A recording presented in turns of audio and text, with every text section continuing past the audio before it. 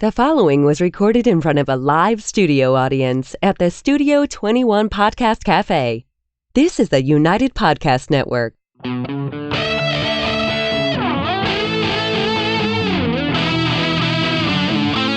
Welcome to Dueling Comedians, where two comedians clash to see whose comedy kills and who gets killed. Figuratively speaking, of course. All this to determine who claims the coveted Dueling Comedians Trophy. This is Dueling Comedians. I'm Tony V, and you can think of these next several minutes as the home shopping club for jokes. That's what we're doing.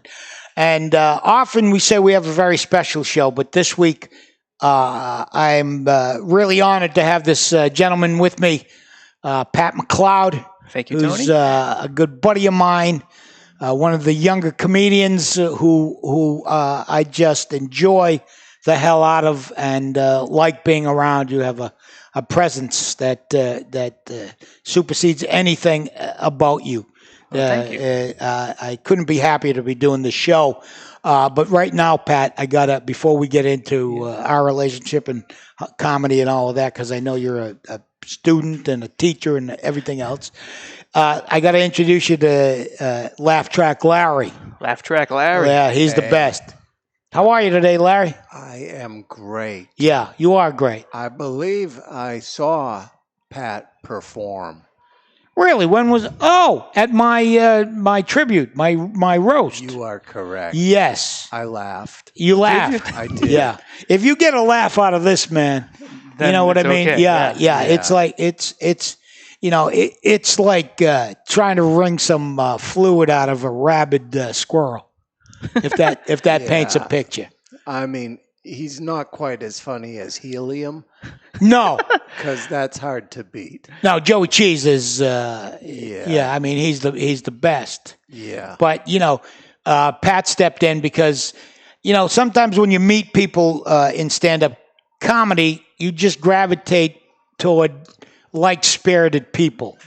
People who enjoy the craft as much as I remember I enjoy, and still do to a certain extent. But when I started, you have a passion for stand-up, and that really is bigger than most people I've ever met in my life. Thank you. And I find that not only refreshing, but enjoyable, and I get a certain amount of glee out of watching you work. And I mean that, from the heart. And how'd you get started? Got started when I was a student in Weymouth High School, when I used to host the variety shows. Yeah. And I just really enjoyed hosting and making people laugh. Yeah. And then when I was a senior, my buddy and I did a variety show. He was Ed McMahon, and I was Johnny Carson. Right. We used to introduce the acts. And then that's when I kind of got obsessed with finding, with Johnny Carson and seeing the comedians when I started to watch old school comedians. And I said, I want to do that. You have a very distinct old school sensibility about you, which I enjoy because it's the same sensibility I had 30 years ago when I started. Yeah. You know what I mean? How long have you been doing stand-up? Sarah helped me with the math. My wife, Sarah, helped me with the math. With the math, that's good to have a good woman behind you with the math. 15 years? 15 years. That's amazing. I mean, and I could remember, we all have influences and we all, have something that we use to guide us when we get started.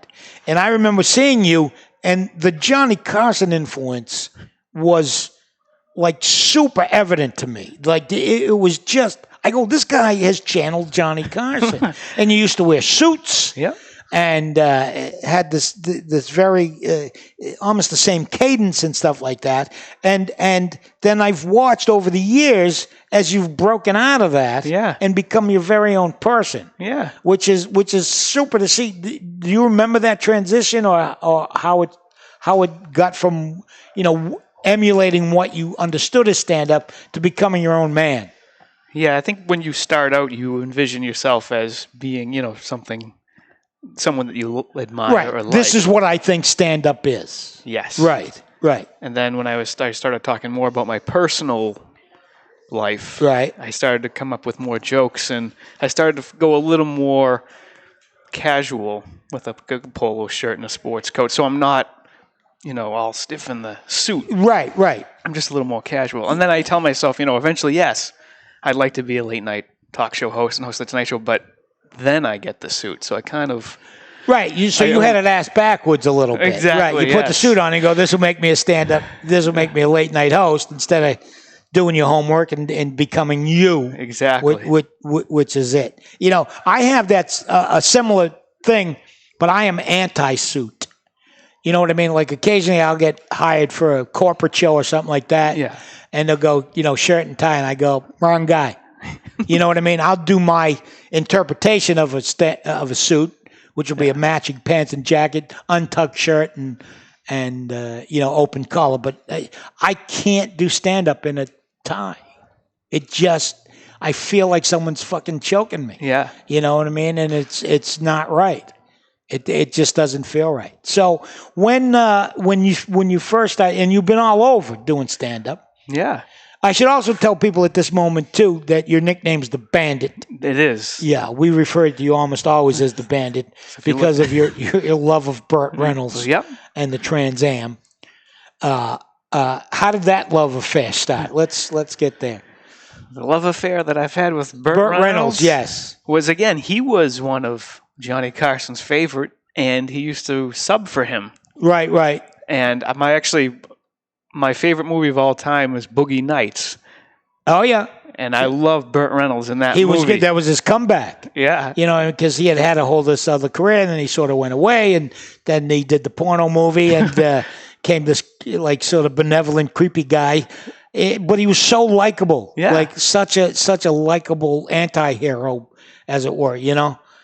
I can see that. Yeah. And then I love Boogie Nights, and then I found out I go to a lot of conventions, and then I found out he was going to make an appearance down in Orlando, Florida. Right. And I said to my parents when I was still living at home, "Can I go down to Florida and meet Burt Reynolds?" And my dad's like, "All right, well, how much is the plane ticket?" Right. That's it. I don't care who you're meeting. What's it going to cost me? Right. It was like $300. He said, "Yeah, go meet Burt Reynolds." And I went down to Orlando, Florida, and got to meet him, take a picture with him with the Trans Am. Wow. Are your parents still with us? Yep. I want to meet these people. Yeah. They sound like pretty cool.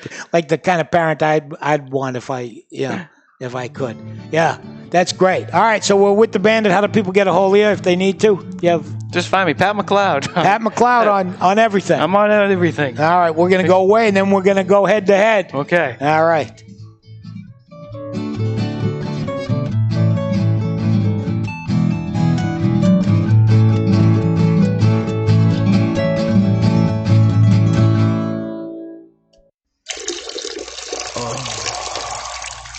You're listening to Dueling Comedians. Oh, man. Now streaming on Apple Podcasts, iHeartRadio, and YouTube. This wicked pissa show will be right back. Attention comedy fans, if you're hankering for some meat when you're on the go, I'd like you to try Two Guys Beef Jerky. It's smokehouse cilantro beef jerky, and there ain't anything better. With fresh cilantro and a classic blend of spices and flavors, this smokehouse cilantro jerky will be quickly one of your favorites. One bite of this amazing jerky, and you'll be hooked. A 3-ounce bag sells for $8, but we'll sell you 3 bags for $19.98. That's a 20% savings, but that's not all. For our Dueling Comedians listeners out there, we've got a special just for you. We'll throw in a bag of bacon jerky free. This fiery sriracha-style bacon jerky is addictive, and it's absolutely free.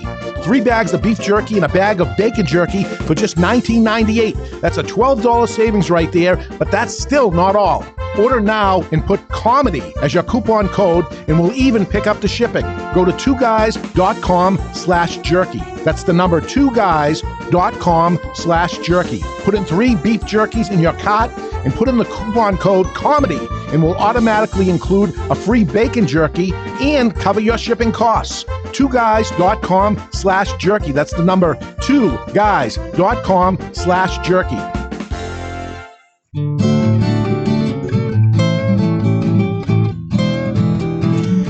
We are still here. When people come back from breaks, they always go, "We're back," but we didn't. We were just sitting here staring at each other. That's it. purposely didn't talk to you because I want to keep my edge because the duel is coming. The duel. You know, and we, you know, kiddingly, you know, have this relationship where you believe that I have some magic. You do have magic. I do. See, I knew you believed that. I'm just a big dopey guy, so I like to keep that mystique going a little bit. You know what I mean. So, we said how people get a hold of you. What's your favorite place to work? You've been all over. I like. I've done Giggles with you. Giggles is one of the finest Route 1 southbound, not to be confused with anything northbound. Yeah. Comedy Studio. The Comedy Studio in Cambridge, Massachusetts. You've been to Dangerfields. You were out at the world famous Laugh Factory recently. Yes. Yeah, how was that? It was great. Was Jamie there? Do you know? He Jamie? was. Yeah, he's a character, isn't he? Yeah. He was crazy 30 years ago. I can't imagine time has lessened his nuttiness. Yes. Shout out to Lenny Clark for helping me with that. Yeah, Lenny's the best too. I mean, you know, he's another one who just you know, thinks you're the berries. You're it, man. You know, we see something in you that you know, that we like. That's all. Thank you. Music means duel time. You ready? I'm ready. I'm going to let you go first. You're going to let me go first? I'm going to hit this button. I'm thinking in my head of 4 jokes. Okay, go right ahead. You could have thought about it beforehand, but you go right ahead. So there's an old man walking around Central Park. Yeah. And he's crying his eyes out. Yeah. This police officer comes up to him and he says, you know, sir, what's the matter? He says, oh, I lost my wife just lost my wife, and I loved her so much. The officer says, oh, well, I'm so sorry. And the old man says, but I've just started seeing a younger woman, and I'm having the most fantastic sex you can imagine having in your entire life. And the police officer says, well, what's the matter with that? And the old man says, I forget where we live.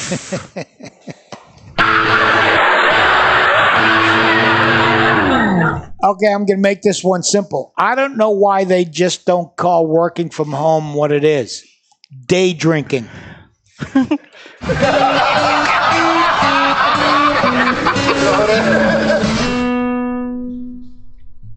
You know, a lot of people, you know, from New England, they'll say, you know, a lot of them have their man crush. Yeah.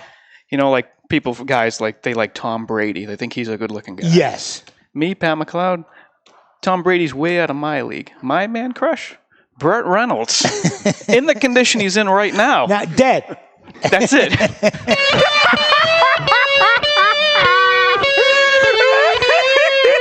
I was recently on a trip to Florida, and I stopped to get, my Uber. I think I was using Lyft at the time because I like their politics better. And I put in my coordinates. I get the phone, and then I get a text. Your Lyft driver's on his way. And then there's a warning, an asterisk, and it says, Lyft driver may be deaf or hard of hearing. Now, look, I'm all for equal opportunity. I just don't know that this guy should be behind the wheel of a car. I don't want my trip to the hotel just being me going, left, truck, get out of the way, stop, don't do that.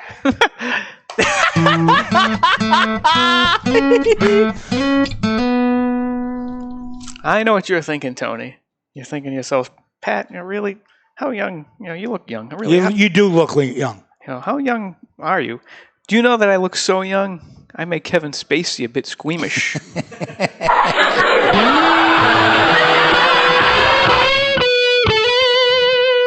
A big thing with people as they age is they have bucket lists, like things they want to do, right? Yeah, I started one. I thought I would. You have one? You're too young for that. No. Live life. Here's my bucket list. Talk my way past an unwitting guard at a high-tech firm, right? To unload vital information. Sit in a darkened room and have someone turn on a light and discover me. Get in a knife fight with a Mexican drug lord. Have the CIA operative tap me on the shoulder and say, we have a special assignment that only you can fulfill. Discover that my wife's a Russian spy. Open the door to discover an alternative universe. And say to someone, if you want to live, come with me.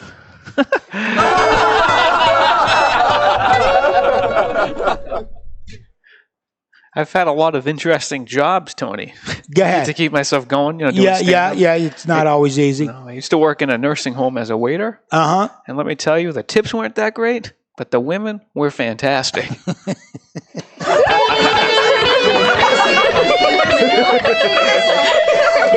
On that same trip to Florida, I was in a place called St. Augustine, right? Which, if you don't know, it's Ponce de Leon, the Fountain of Youth. Does not work.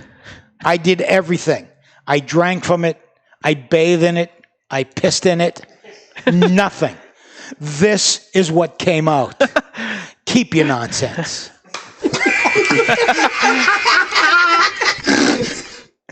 All right. Larry, you over there still? Yeah. You still erect? You're up? Not erect, but you're sitting up. I know it was a good show, but I don't know how you enjoy these things. Well, we were talking about Boogie Nights. Yeah. And Kevin Spacey. Kevin Spacey got you all worked up. Yeah, that can happen. That's the wrong button. I was so excited. Let me try again. All right, do whatever you want. Hold on. I got a cigar going. I'm fine. There's the music. And the winner is the Bandit. The Bandit! No way. I wasn't even prepared. I've been dethroned. I've been dethroned by the best. That's the Bandit. Do we get to give him the trophy? Yes. All right. You get the coveted trophy. Is this the trophy? That's the trophy right there. It's coveted. Yeah, there you go. Larry, till next time, thanks for keeping it all together. And to you folks listening, get a life. And we'll be here as long as everything keeps going the way it is and we don't destroy ourselves as a universe. Bless you all, and we'll talk to you soon. This has been Dueling Comedians on Studio 21 Podcast, where the fine podcasts are found.